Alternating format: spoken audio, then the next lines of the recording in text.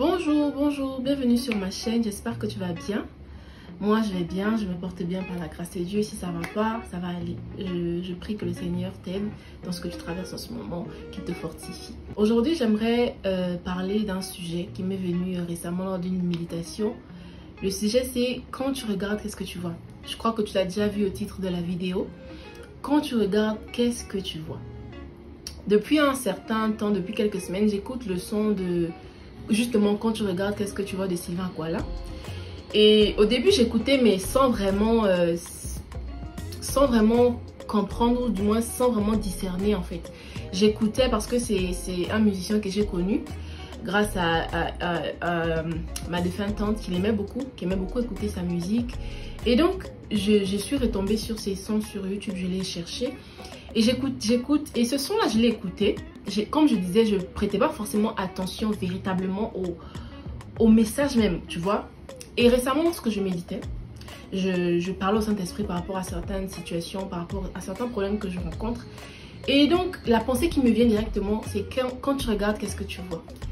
Je me suis dit, mais qu'est-ce que je vois? Je vois la montagne. Qu'est-ce que je vais voir? Je vois les problèmes en fait, je vois que c'est dur. Il me dit, qu'est-ce que tu vois? Et après, je me dis, oh mince, c'est vrai qu'il y a le problème, mais autour du problème, derrière le problème, qu'est-ce qu'il y a? Et donc, je me suis dit, ok, je vais faire une vidéo là-dessus, parce que j'ai médité, j'ai vraiment compris, et je me suis dit, ok, je vais partager, je vais encourager, je vais exhorter quelqu'un. Et voilà, donc, on va commencer. Mais avant de la commencer, je t'invite à t'abonner si ce n'est pas déjà fait. Abonne-toi, like la vidéo s'il te plaît. Lorsque tu cliques sur une vidéo, like, direct, tu vois, tu likes et c'est tranquille. Donc voilà, c'est gratuit, ça te coûte rien s'il te plaît, ok? Donc voilà, comme je disais, suite à une de mes réflexions, une de mes méditations, je suis vraiment tombée sur ça comme idée, ou du moins comme phrase qui m'est venue à l'esprit. Nous faisons tous face à des difficultés, que l'on soit enfant de Dieu ou pas. Nous, en tant qu'enfants de Dieu, on a l'assurance que Dieu est là. Il sera toujours avec nous, qu'il prend soin de nous. Mais ça n'empêche pas que les problèmes, on les vit. Hein. C'est dur, parfois plus dur même que ceux qui ne sont pas enfants de Dieu. Parce qu'il y a des choses auxquelles on fait face. En tant qu'enfant de Dieu, on se dit, ça peut être une solution. Mais je ne peux pas faire ça parce que c'est pas ce que Dieu attend de moi. Je ne peux pas faire ça parce que ça n'honore pas ce que Dieu veut. Ou je ne peux pas faire ça parce que... c'est pas Dieu c'est pas où Dieu m'attend, tu vois. Du coup, tu prends sur toi, tu ne peux que prier, tu ne peux que demander à Dieu de t'aider, de t'inspirer, de te soutenir en fait, de te donner la force de pouvoir surmonter ces épreuves, ces difficultés-là. Mais, comme je disais lors de ma réflexion, je me suis rendu compte en fait que les problèmes que nous rencontrons, je vais pas dire tous, voilà, parce qu'il y a des choses qui sont là, c'est le diable, il veut juste il veut nous anéantir en fait. Mais il y a certaines choses que le Seigneur permet justement que nous voyons, que nous les voyons comme des montagnes, comme des problèmes, comme tels qui ne respectent pas, tels comme les difficultés dans le foyer, difficultés dans les études, difficultés je ne sais pas où. Et on est juste figé là sur le problème. Et donc, la question que j'aimerais te poser, c'est quand tu regardes à cette difficulté que tu traverses aujourd'hui, qu'est-ce que tu vois? Est-ce que tu vois le rejet? Est-ce que tu vois l'abandon? Est-ce que tu as l'impression que tu vis des difficultés que les autres ne vivent pas? Est-ce que tu as l'impression d'être seul, d'être livré à toi-même? Est-ce que tu as l'impression que Dieu est un peu dur? Est-ce que c'est... En fait, est-ce que tu as l'impression que voilà, le monde est contre toi? C'est les questions que tu te poses. C'est ce que tu vois quand tu regardes aux problèmes que tu as, quand tu regardes aux difficultés que tu traverses. C'est ça que tu vois, c'est ce que tu vois en fait. Mais j'aimerais te dire que il n'y a pas que ça. Il n'y a pas que ça en fait, parce que la Bible dit que même dans la tentation, le Seigneur donne la force d'en sortir. Et les gens ne sont pas tentés au-delà de nos forces. Il n'y a pas de tentation, de problème que nous n'avons déjà pas. Il n'y a pas de... Le français est il n'y a pas de problème ou de difficulté dont le Seigneur ne nous a pas déjà donné la force de pouvoir s'en sortir, de pouvoir les surmonter. Ça paraît difficile, ça paraît dur, ça paraît... incroyable en fait. Mais moi je me dis, et c'est la question que tu devrais te poser à chaque fois que tu fais face à une difficulté, est-ce que c'est pas l'occasion pour moi de me rapprocher davantage du Seigneur? Est-ce que c'est pas pour moi l'occasion d'aller véritablement encore puiser des forces, d'aller encore à la rencontre de Dieu, de chercher encore à le connaître davantage, de chercher à être plus intime de lui? Est-ce que le Seigneur ne permet pas ça parce qu'il m'aime? Et justement, il veut que je grandisse avec lui. Il veut travailler mon caractère. Il veut faire de moi une femme, un homme de foi, de prière. Quelqu'un qui se tienne à la brèche pour intercéder en faveur des nations, de nos familles, de nos amis, de notre entourage.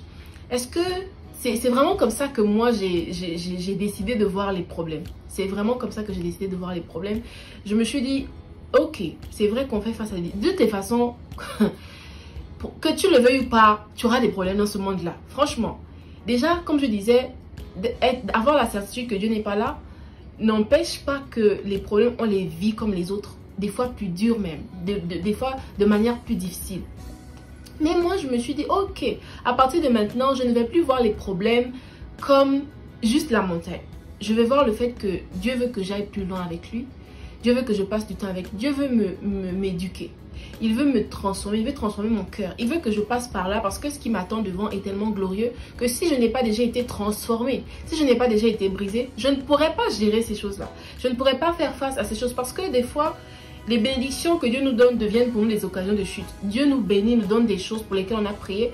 Mais si on n'est pas prêt, on n'a pas suffisamment la maturité spirituelle pour pouvoir gérer ces choses-là, ben on dévie. Je me dis, c'est comme ça que l'on devrait voir les problèmes, les situations, les difficultés que nous traversons.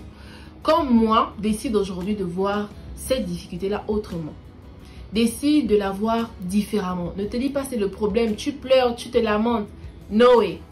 C'est dur, ok. Seigneur, c'est dur. J'ai mal au cœur. Ce que tu me fais traverser là, Seigneur, non, c'est difficile. Mais je sais que tu es là. Je sais que tu es là.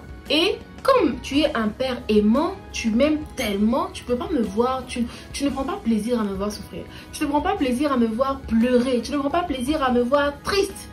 Je sais que ce que tu permets, c'est pour une raison. Et donc, je vais chercher auprès de toi la raison. Du moins, même si je ne la trouve pas, mais je viens quand même auprès de toi parce que je sais que tu permets cela pour un but. Et donc, je vais travailler avec l'aide du Saint-Esprit pour découvrir quelle est cette partie de ma vie, de mon cœur que Dieu veut transformer, qu'il veut travailler, qu'il veut améliorer, qu'il veut faire grandir. Il veut que je sois plus enracinée. Il veut que je sois une femme de prière, une femme qui prie, une femme qui se lève à l'aurore, qui prie, qui jeûne pour sa famille, pour l'entourage. Et donc, c'est comme ça que je t'invite à voir les choses. Voilà. Les problèmes, on en aura tous. C'est vrai que des fois, ça fait plus mal que d'autres. Mais va auprès du Père. Moi, c'est ce que je peux dire. Je dis toujours aux gens que lorsque tu remarques quelque chose qui ne va pas dans ta vie, ça sert à rien de chercher les midi à 14h, d'aller chez tel marabout, tel féticheur.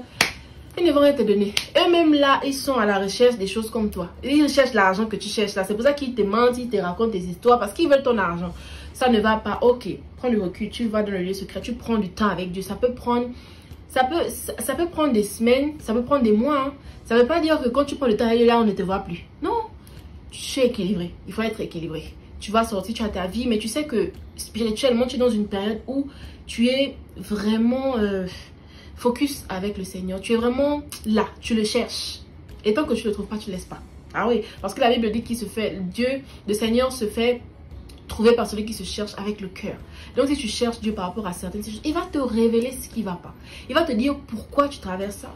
Dans quel but il permet que tu passes par ce genre d'épreuves-là pour te faire grandir, pour t'aider à gérer tes émotions, à gérer, pour être plus mature, pour être une femme sur laquelle on peut compter, pour te faire grandir. Ou un homme, hein, voilà. C'est vraiment ce qu'il faut faire, c'est vraiment ce que je nous exhorte à faire tous. C'est vrai, encore une fois, comme je le dis, lorsque c'est arrivé, et moi j'en ai parlé dans ma dernière vidéo, avec le départ de mon frère, ça a été compliqué. En fait, j'ai vécu ça. Moi, pour ceux qui ne le savent pas, j'ai déjà perdu un enfant. J'ai perdu ma première fille. Et ça m'a brisée. J'ai eu du mal à me relever. Quasiment 5 ans. J'ai vraiment eu du mal. Mais vraiment. Déjà, je ne connaissais pas le Seigneur. Hein. Je ne connaissais pas le Seigneur quand c'est arrivé.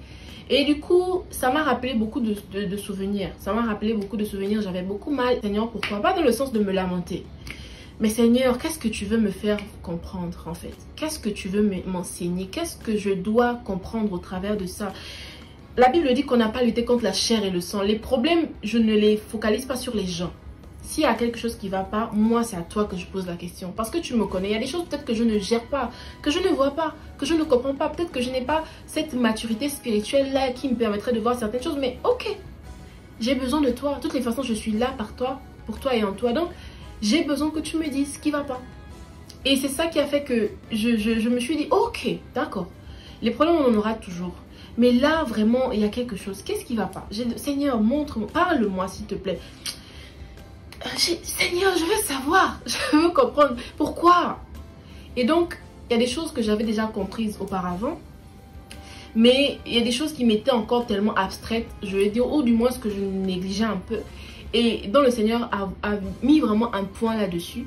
Et je me suis dit, ok, vraiment, d'accord, si tu me montres ça, déjà c'est une grâce que tu me montres certaines choses, je suis reconnaissante. Mais je ne vais pas juste me contenter à les voir, à les ressentir, je veux aller en profondeur.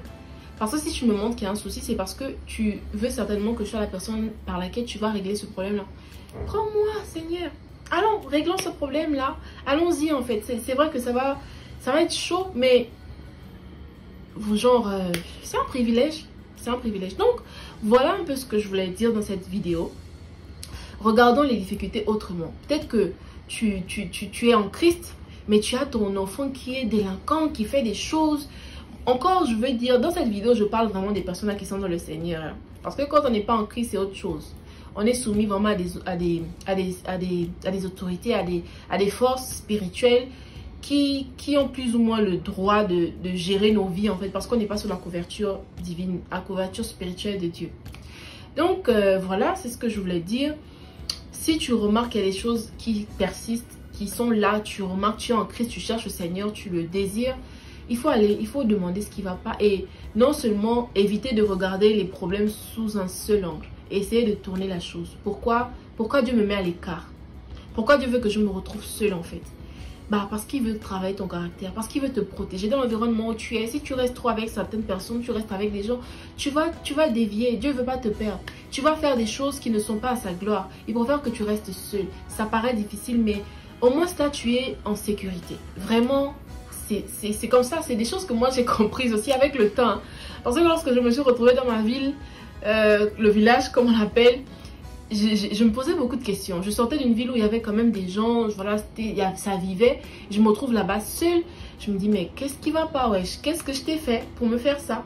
Mais avec le temps, la prière, l'insistance, j'ai compris certaines choses. Et aujourd'hui, je vous assure, je me sens tellement bien là-bas.